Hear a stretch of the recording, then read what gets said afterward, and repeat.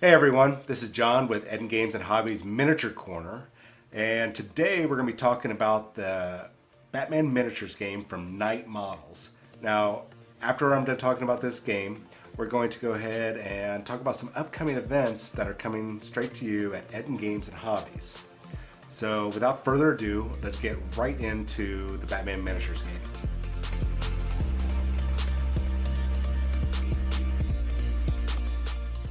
Hello, welcome back to Ed Games and Hobbies Miniature Corner. I'm your host, John Owens, and I'm going to walk through a couple upcoming games for you and kind of talk about the future of our videos and a number of events coming up at Ed Games and Hobbies. So, what we're going to talk about today is probably one of my new favorite miniature games that have come out. I'll give you some context. I've been doing miniature war games since about 1989, 1990. So I've had a few years of experience playing games and painting miniatures and pretty much just being involved in the hobby and the miniature war game community. And I've played a lot of bad games and a lot of fantastic games over the years. The top ones I've liked have always been from Games Workshop, the Warhammer 40,000 miniature game. It's a large scale miniature war game where you could have anywhere from 4 or 5 models to up to around 150 models in a standard game. And it just had its 8th edition launched about a year ago and has seen such a revitalization in that hobby and all miniature games that I'm pretty excited about. Last year, there's a company called Night Models. They've been around since 2012, and they started out doing a Marvel miniatures game and a DC Batman miniatures game. And the game at that point was in its early inception, and it was really good. They haven't had to do a new edition until late last year in 2017, where they came out with second edition for the Batman miniatures game. And it also expanded into the DC Universe multiverse game. Now, the Marvel game sadly has gone on the wayside as the whole merger with Disney and Marvel is what I'm guessing. They had to pull back all their IPs that they had just kind of flooded the market with, and that maybe they're going to make up their own game at a later time, or maybe perhaps they didn't like that Night Models had a miniature game based on their rival at the same time that they had their games. I don't know. Who knows what it is? Regardless, we lost out on a Marvel miniatures game. We don't get to play with Iron Man or Thor, Black Widow, whatnot. That's okay, because in its place, we have the revised Batman miniatures game. As I said, this game has been out since 2012, and they've gone nearly 6 years before they had to do another revision, which any of you that have played miniatures games, you'll know that if they can go a number of years, more than 2 years, without having to do a revision on a game system, then we're going to benefit greatly because that means it's a good system. That means it's got solid role play, it's got good miniatures, everything is pretty good about that game. And that's what's going on with the Batman miniatures game. The the company has got another game coming out, which we will have a video in the future. It is the Harry Potter adventure game, and the miniatures for that are unbelievably well detailed and gorgeous. And that's something that the Night Models company does. They make some of the most beautiful miniatures I've ever seen. Highly detailed plastic and resin miniatures. They still have a few metal miniatures, but this is one of the best miniature game companies on the market. Games Workshop is pretty much in the lead because they can mass produce so many miniatures and they have such a wide range because they have such a rich history. Well, Night Models has a rich history to pull from, pretty much 60, almost 70 years. I'd say about 60 years of DC comics. That's a lot to pull from, a lot of characters, villains, and heroes. So the company's got a lot of potential with this miniatures game. And the fact that they're making near perfect replicas of what you see in the comic books or the movies or the cartoons, it's pretty amazing. They have pretty much 3 lines that are four, I'd say actually 4 lines of miniatures that they're doing for the Batman miniatures game. the first one, it's going to be based off the comics. They're almost taking that iconic comic book image and transferring it into a 3D miniature. Another one is the video games. They have a lot of miniatures that are based on the Batman Arkham series, and it's almost a full likeness, 100% likeness that we're seeing. Next, any of you fans of the Batman animated series or the Justice League Unlimited series, that style of art, they have a number of miniatures based on that. And they all tie into the same game. It's just you're just seeing different types of characters that you remember from your childhood, whether it's comics, movies, cartoons. And speaking of movies, we have movies from the whole Christopher Nolan line of Batman. We have the Joker, like Heath Ledger Joker. We have the Suicide Squad from the movie transferred over, and the recent movies such as the Batman versus Superman movie, where you have Ben Affleck as the Batman. They even have Adam West as one of the Batman that you could play. Sounds a little goofy, but the likeness is incredible. And the miniatures is what pretty much sold me on the game at first, because it drew me in. And I'm going to show you a picture of the miniatures right here. And I want you to get a good look at the detail of what you're seeing. Now, what I'm showing you is this is Nightwing here in the center. He's the one that's painted. Next to him is John Constantine, perhaps the greatest hero or anti-hero, sometimes villain in the whole DC universe. And on the right side, that is Batgirl from the new Rebirth DC comic line, where they kind of restarted the universe and brought a whole bunch of the multiverse together. So what you're seeing is these 32 millimeter miniatures, and they're well detailed. You can see some of the likenesses, some of the poses that you're seeing with these miniatures right here, and some of the other Knight miniatures on their website is from the covers or even the pages of some of the comic books. These are iconic images brought to life where you get to sit there and play a game with them. Now, a problem that I see, and I've heard from many players and participants in these type of games, is they're concerned about painting these miniatures. Now, you need to keep in mind that these miniatures are yours. When you buy them, they're yours 100%. However you want to play the game with them, that's totally up to you. If you want to keep them as their same gray resin or gray plastic, go right ahead. It is your models. You can do whatever you want with it. If you want to attempt to paint them to match what you see on the art of the box, go for it. Totally go for it. If you mess up, you can paint over the models, or you can strip the paint. It's not that hard. And looking back at this miniature, the Nightwing miniature took me 20 minutes to paint. It's not the best paint job, but all I did was a few base colors and some dry brushing just to get the model available and ready to start playing. And that's the most important thing when you get these miniatures. If you're not ready to paint them or you're not comfortable, at least get the miniature, get them out of the box, and get them on the table and start playing. That's the most important thing when you are getting involved in this type of game. Now, talking about this game, the Batman Miniatures game, it's a skirmish level game, which is ideal for newcomers and experienced players alike.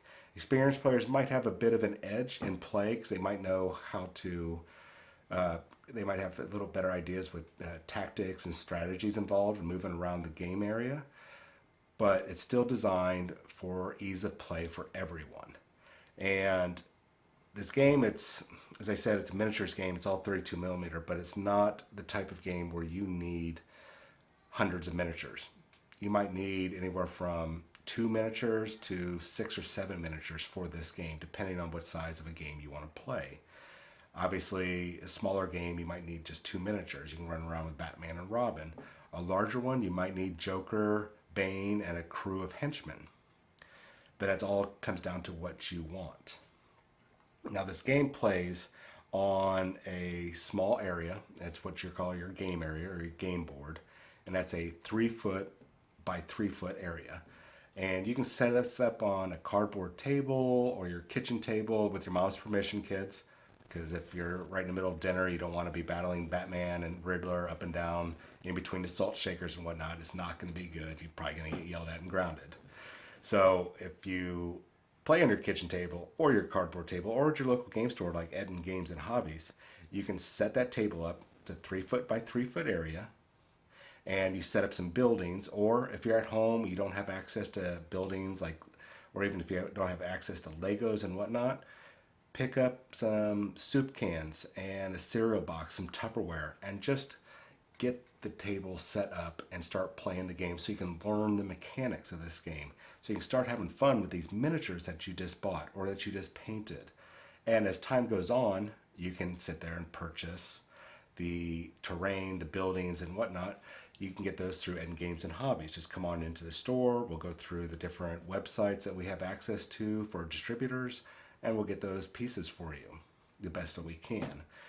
Now, what you're going to need to play this game are really three very simple things that you can get at Ettin Games and Hobbies. The first is you're going to need the miniatures.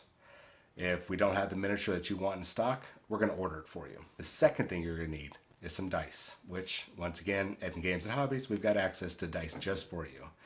And the dice that we have are a little bit different than your Yahtzee dice or your dice that you might have in Life or Candyland, whatever games that you have. We have multicolored dice, a variety of really spectacular dice that you might find a color that's better associated with your gang that you're running. So just keep that in mind. And the last thing you need is the Batman miniature game rulebook. Now, this rulebook, as compared to other games, is a very small rulebook. It's about 120 pages. It is probably one of the most inexpensive rulebooks I've ever come. It's $22 versus some of the $60, $70 rulebooks that are out there. And this is all you need besides the miniatures. Now, each miniature that you buy, it's going to come in with 2 cards. And this card is basically your unit card. I'm going to show you a graphic here of one of the unit cards. Now, this is the John Constantine unit card. This one is designed for the Batman Skirmish game. Now, this card, it's going to show you who it is, any aliases. So if it was Bruce Wayne and Batman, the alias would be Batman. It's going to tell you things like what type of character it is, who they're affiliated with, and you're going to see on here on this top card, you're going to see a thing called reputation and funding. Later on, when we talk about how you build your crew so you can play the game, reputation and funding is going to be instrumental in building that crew. Now, throughout this card, you're going to see things like traits, any special gears, like John Constantine's got some blessed knuckles and an amulet lighter. And then he's got a variety of abilities like divination, exorcism, because he's well versed in the magic arts. And then at the bottom of this card, it's going to have all the statistics that you need to play this game. Willpower, which is going to determine how many actions he can take, which we'll get to in just a moment. Things like strength, movement, his attack, defense, special. Those are all different abilities that you will need those numbers to determine how far they can move, how much damage they can do, how many attacks they can make, and whatnot and so forth. The last thing you'll see at the end there is the endurance. This is how many points of damage each character or each model can take before they are knocked out. So that takes care of the unit card for the Batman Miniatures game. Now, something that Night Models does that is very unique is, besides putting the unit card inside of the book or the miniature, it also includes the DC Universe Multiverse game. And this is an example of the other card. So you're basically getting the statistics for the model to be able to use in 2 separate games. Now they do have, as I said before, they have the 2 separate games. The Night Miniature or the Batman Miniatures game, this is a skirmish level game. This is your street level combat like you expect out of a Batman comic book. The DC universe or the multiverse game is based, that's more of your large scale battles. That's where you're going to have Darkseid fighting Superman, Green Lantern versus Sinestro. So earlier I talked to you about you need to get the miniatures and you need to set up your play area. That's that 3 foot by 3 foot area with your buildings or your Tupperware. And don't worry about your initial play area having the buildings made out of soup cans and cereal boxes and whatnot, because you're just trying to get in some game experience. You want to play test the rules. You want to see how it plays. So you and your daughter, or you and your son, your wife, girlfriend, boyfriend, whatnot, you guys can sit there and enjoy the game. And then as you buy more and more miniatures and start buying the scenery and start developing that play area, so you can recreate the streets of Gotham, or redo or recreate the entire interior of the Arkham Asylum and battle it out through that crazy ward. You'll have everything that you need, and you and your opponent, your friends, your family, loved ones, you guys will be able to sit there and enjoy that game. Now, so that's out of the way. One of the important parts of playing any type of miniature game, especially skirmish-based games, is you and your opponent need to decide on what type of scenario you want to play. And this will usually involve victory conditions, a setup, if you have to set up in a certain way, where you're going to deploy your crew or your troops throughout the play area on that board. So once you determine your scenario and what the victory conditions are, and in this Batman miniatures game, in the rule book, it already has 6 scenarios in it that you can play. So it's already got some scenarios, and you can see how these scenarios are set up. So if later on you want to recreate some of your favorite scenes from, say, one of the animated series, or from the movies or the comic books, you and your opponent or your friends, you guys want to recreate a scenario to see who would actually win. Or if it was Batman winning, well, you want to see if maybe what would happen if the Joker wins. Now you guys can recreate those scenes by creating your own scenarios. So once you've got your scenario set up, you guys need to decide what your crew size is going to be. And the crew size is really, that's your force, that's your army. Those are the miniatures that you're going to use, and the crew of your opponent, that's what he's going to use, or she. And how you do that is you set a reputation level. And earlier when I showed you the unit cards, each character or each model has their own reputation. The reputation tells you how many points it is. Now the average game, it's 300 reputation. So earlier I showed you a picture of the John Constantine unit card. He has a reputation of 100, and he also has a funding of 100. These games that are on the average size, the 300 reputation, they also have a $1,500 pool that you get to buy equipment from or pay for some characters. In John Constantine's case, he's going to cost you 100 of those 300 reputation and $100 off of that $1,500. So that's a pretty good, even though he's a really high point character, you're still going to be able to field a lot of other individual characters in that unit and be able to still pay for equipment. So let's say you decide that you want to have some police officers and maybe some SWAT team members and a couple detectives in your crew. Well, that's where their reputation and funding for their equipment, like let's say you want them to have some riot guns and some riot shields. Maybe your detective has a pair of handcuffs or something that's going to make him a little bit more effective in the game, maybe help you win that scenario. And that's where that's going to come from. Now, once you and your opponent reach that reputation level with your crew, that's it. And now it's going to be time to move on to the next part. Now, if you go over that reputation limit that you guys set, that's up to you and your opponent, if that's okay. Now, an organized play, like say there's an event at Ettin Games and Hobbies, or you're going to some tournament at a convention, they won't let you go over those limits. They set those limits to make it fair for everyone else. Now, if you go over 1 or 2 points in a friendly game and your opponent's okay with that, that's all right. It's your guys' game. It's low key. You're just having some fun. Now, if you end up being under those points, let's say you end up only spending 291 reputation, that's all right. It doesn't Doesn't mean your force is any less. You just didn't have enough points left over to buy any more models. It's okay. It's not going to hurt you.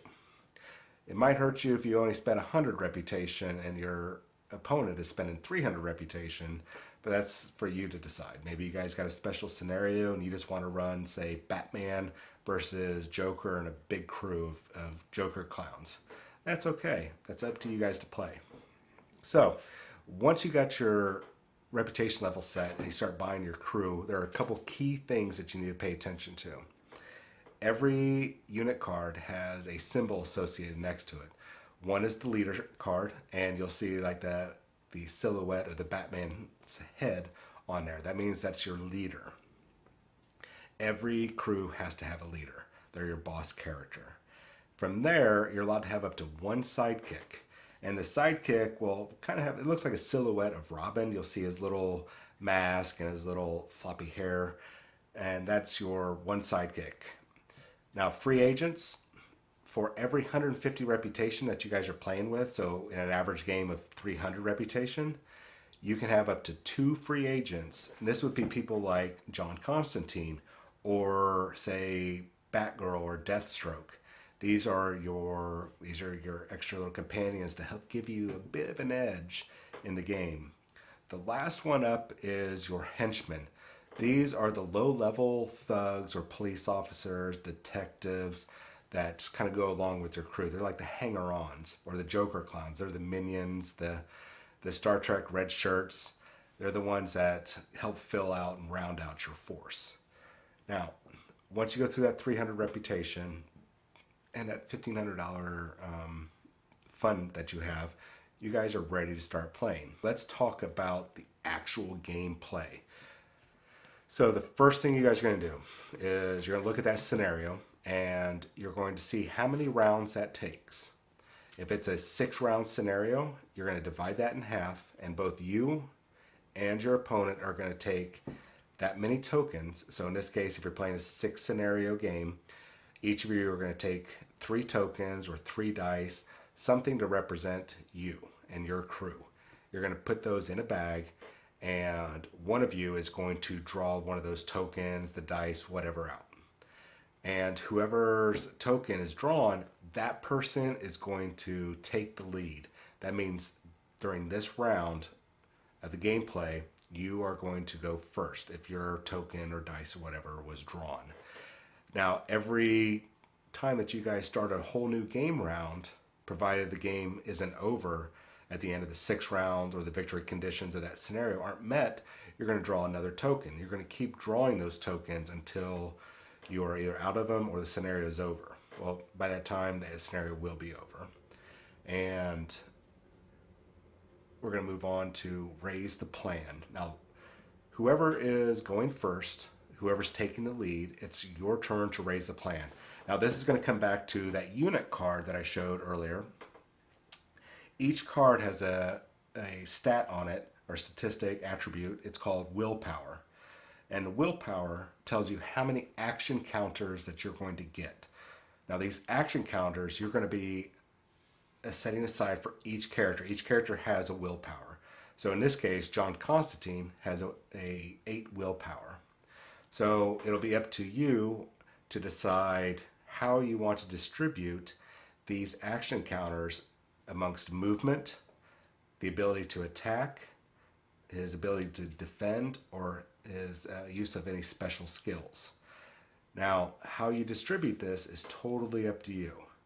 But you'll see these numbers, like say under movement, John Constantine has a movement of 2. That means he can take up to 2 movement actions that turn. One is free, one is going to use an action counter. He has up to 3 attacks, same thing. So the most counters I can put into his attacks is 3. And things like defense, that's more of a passive ability. You're not going to be using those counters on your turn. You'll be using those if your opponent ever attacks you and you need to defend yourself. So having a few counters onto that is going to be helpful. So it's going to be down to me figuring out where I want those 8 tokens to go amongst movement, attack, defense, and special. And to determine how I'm going to do that, I have to look at the scenario, look at how the board is set up, how my opponent's crew is set up, and how best I'm going to accomplish this. So, and also I need to figure out who of my crew is going to go first, who I want to go second. There's a little bit of strategy involved. In your first game, I'm going to recommend that you guys forego the whole picking a scenario and following the exam or the rules for that scenario. I'm going to recommend that you just play a game to where you are going to beat them up. You're going to send your crew against their crew and just see who has the last man standing or woman on the table. Whoever has the last one standing on the table is the winner. That way you can just get through the game mechanics of moving, attacking, and defending. And once you're comfortable with that, then move on to more advanced things like using special abilities, special traits, adding on different victory conditions now that you're more comfortable with the game. So, after you've gone through your entire crew and you've associated the action counters, which will become, you'll see in the main rule book, things like called movement counters, attack counters, defense counters, and special counters. All that is just using the counters that you set aside for their movement, attack, defense, and special. It's just a way to kind of help differentiate how you've got those action counters set up. And once you've got that done, then your opponent, he's going to do the same thing with his crew. Now, you need to keep in mind that after both you and your opponents, all of your characters have been activated during the game, during that game round, which we'll be getting into the next phase. Once they're all done, if you have any counters left over and you are not able to use those counters for anything, they're lost just for that game round. When you start the next game round, you'll reset, you'll be good. So once you've raised the plan, it's time for you to go first, whoever took the lead. Unless your opponent has some sort of weird special ability, which I haven't seen yet, that lets him trump you and seize the initiative. So during execute the plan, this is where you're going to choose one of your models and you're going to activate them. And that means you're going to move them, you're going to attack with them, or use their special abilities based on whatever little tactics or strategies that you got involved to win the game. And once that character is done activating, now you're going to move on to let your opponent, he's going to activate one of his models. And then you're going to go back and forth until all of your models have been activated and all your opponent's models have all been activated. And once that is done, then we're going to go into the very last phase. Now this phase is involved as the executing the plan phase. But where this one is more of an upkeep phase, the execute the plan phase, that's where all your action is. That's where you're going to be throwing your batarangs, using super speed if you're the Flash, running upside buildings, or maybe you're the Joker and you're using your acid flower lapel and trying to take out Nightwing, or you're opening fire with automatic weapons from your Joker crew. That's where the action's going to be. That's where all the fun is going to be. You're going to be rolling your dice. You're going to be trying to beat the crap out of each other and score victory for your crew. All right, so now with the recount phase, this is the last phase of that game round. And this could end up being like the decisive phase of your entire scenario. Probably not in the first round or two, but as you get to third, fourth, fifth, this is where it's going to get really important to be very precise on your actions during the execute the plan phase. Now, during this phase, you're going to be looking at the beginning traits, any traits that your characters or your models might have that say at the beginning of the recount phase, you need to activate these traits and resolve the actions.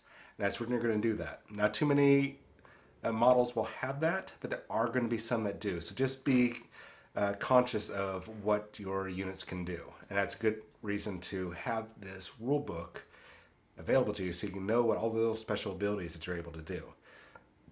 Now, after that, we're going to go to check objective holding.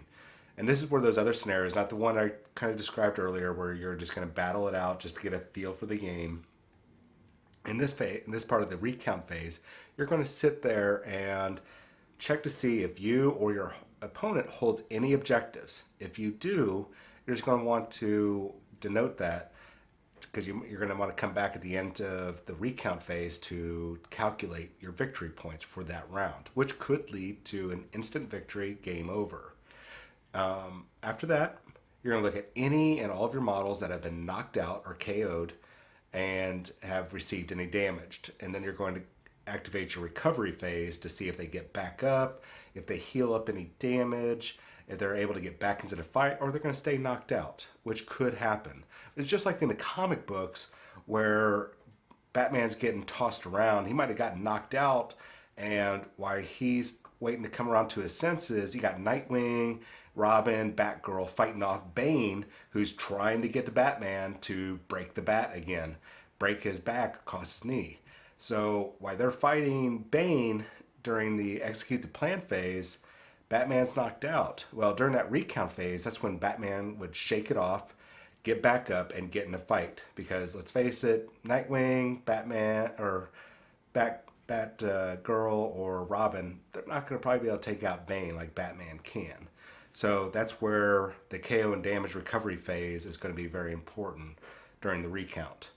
Now, just like at the beginning of the recount phase, you're going to look for any traits that are active activated during the recount phase. There are some that are going to say at the end of the recount phase, you're going to activate these traits and resolve them accordingly. Now, after that, earlier I mentioned in this recount phase, you're going to check to see who's holding what objectives. And at this point, at the very end of the recount phase, you're going to check your victory conditions.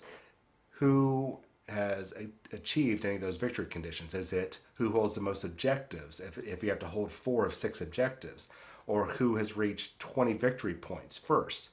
This is that point where you're going to check to see.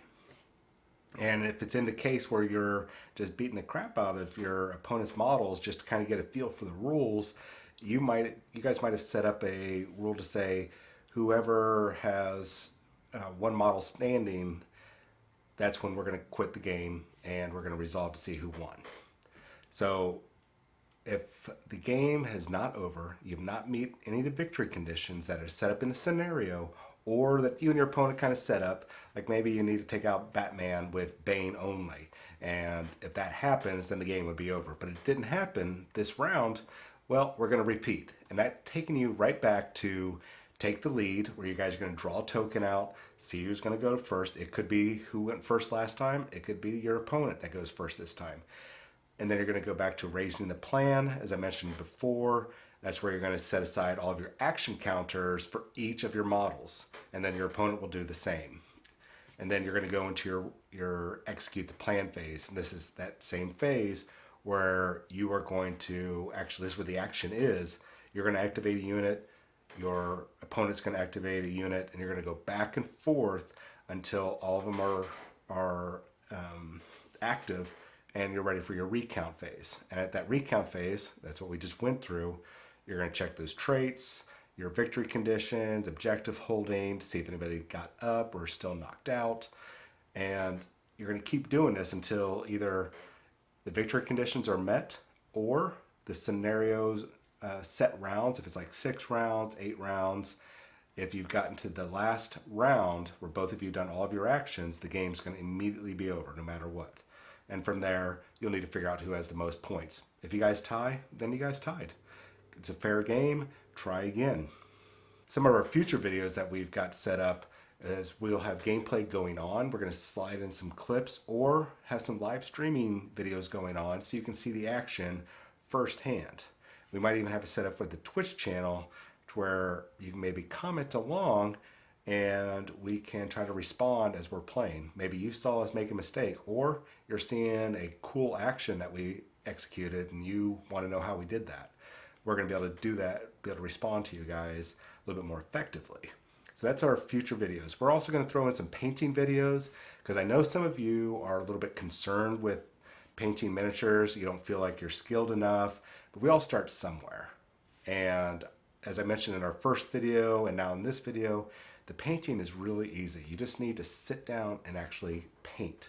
And whether that's one leg, an arm, a head, just one part of the body a day, spend 5 minutes painting, And that's it. If you need to go take care of your kids, you've got a recital to go to, or your daughter's basketball game, your son's track game, you're going to be able to go do that. Just spend 5 minutes on a miniature. That's all you need to do. And then come back to it another day. 5 minutes. You're done. With the Batman miniatures game, painting the miniatures, you're only going to have like maybe five, six models at most, unless you all of a sudden are a collector and you love the entire range like I do and you're going to buy up all the miniatures. But even then, these miniatures are easy to paint. There's not much there. It's one or two models at a time. You can get one model done a week, you're set. Okay, so that's the Batman miniatures game. I'm hoping that you really enjoyed this segment. In the future, we're going to be showing some gameplay videos. We're going to be revisiting the Batman miniatures game, and we want to show you guys some actual gameplay. In the future also, we're going to set up a demo day with a couple of our local crew leaders, Mike Ramirez being one of them, and let you come in with your miniatures or come in just see how the game is played. That way you guys can get involved in this very exciting game. I mean, it's probably one of the most exciting games that I've ever bought into, and it's such an easy, small price point to get involved in. We're going to put up a couple painting videos, not just for the Batman miniatures game, but for games like Warhammer 40,000, Wild West Exodus, and the future Harry Potter miniatures game coming from Night Models, the very same company that did the Batman miniatures game. When you go to the website for Night Models, you'll see the Harry Potter miniatures game. Click on it and just be prepared to be amazed at how fantastic these models look. You're going to buy into this just like the rest of us. So, one little tidbit before I get on to a couple events that we got coming up. There's a website that I want you to be able to go to help you get an idea of what your crews could look like.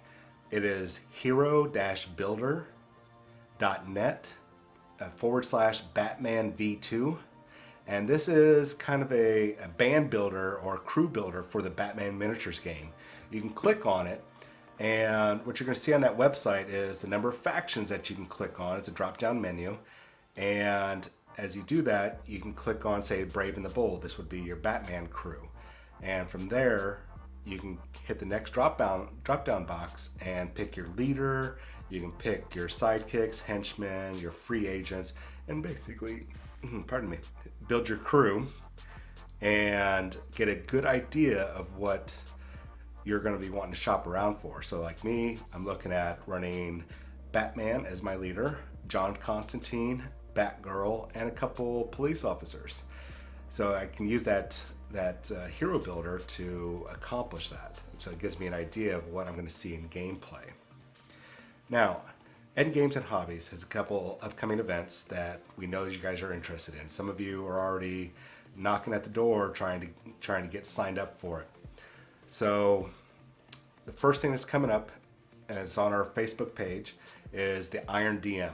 This challenge is going on May 26th, and it's going to be going on from noon to 4 o'clock. Prior to noon, all of these DMs are going to come in, and they've got a very set amount of requirements that they have to do to build an adventure. They've got 2 hours to build an adventure. Their maps, NPCs, what they want the adventurers to go through, and it's all going to be based on the Dungeons & Dragons 5th edition set.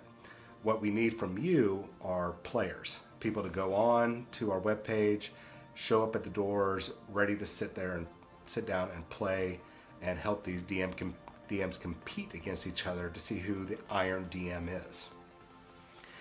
Now coming up June 1st is going to be our first Necromunda League. It's actually kind of a gang warfare just for the summer.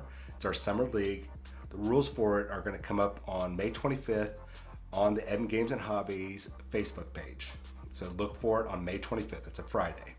That's right before our Iron DM challenge on May 26th. On June 2nd, we've got the Magic the Gathering PPTQ.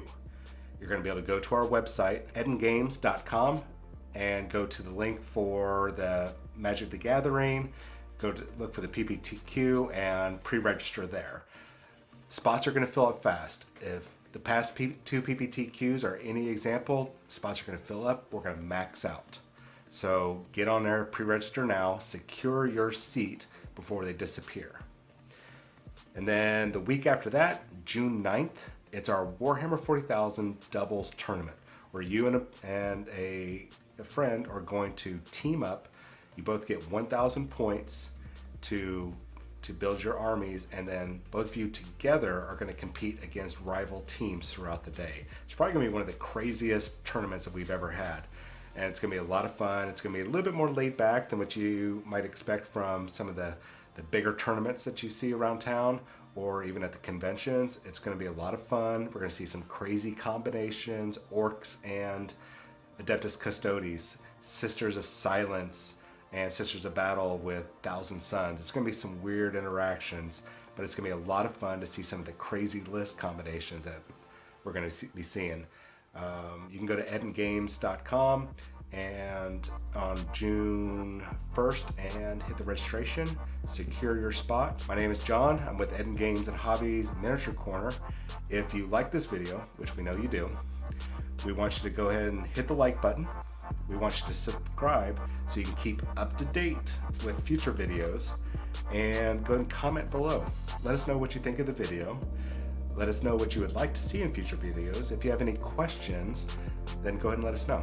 Future videos that we're going to be doing, some are going to be live streamed, some are going to be recorded like this, but the tempo of these videos are going to increase as time goes on. So these are really good, informative videos. We want to keep you guys up to date on miniature war games that are coming out, that have already come out, and that are out right now. We'll see you guys later.